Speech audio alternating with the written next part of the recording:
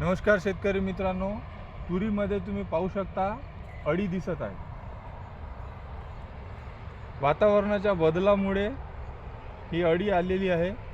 तुम्ही पाहू शकता ही अळी पानं खात आहे आणि फुलावर पण अटॅक करत आहे। तर याच्या नियंत्रणासाठी इमामॅक्टिन बेंझोएट हे प्रति पंपाला 15 ग्रॅम एवढं टाकून आपण याच्यावर नियंत्रण करू शकतो। 15 ते 20 ग्रॅम टाकून। व तसेच फूल करपत आहे, तुरीचे फूल करपत आहे। या करपण्यामागे आहे ढगाळ वातावरण, तसेच वातावरणातील बदल। तर यावर आपण सुडोमोनास फ्लोरेसेन्स लिक्विड फॉर्ममध्ये त्यामध्ये ॲड करून टाकू शकतो। तसेच अधिकाधिक फूल येण्यासाठी व व्यवस्थित फुलाची सेटिंग होण्यासाठी बोरान हे प्रतिपंप 20 ग्रॅम एवढं वापरायचं आहे।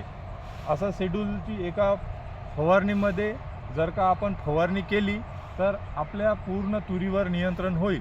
तसेच बायोलॉजिकल पद्धतीमध्ये जर का कीड नियंत्रण करायचं असेल तर मेटारायझम ॲनिसुप्ली तसेच दमन बिवेरिया बेसियाना ह्या 2 मित्र फंगसांची जर का आपण या तूर क्षेत्रात फवारणी केली तर अळीचा येणारा जो कोणता काळ आहे, त्याचं अळीचं चक्र आहे ते सुद्धा ब्रेक करण्यास चांगली मदत होईल व लॉंग ड्युरेशनमध्ये आपलं औषध काम करेल। धन्यवाद।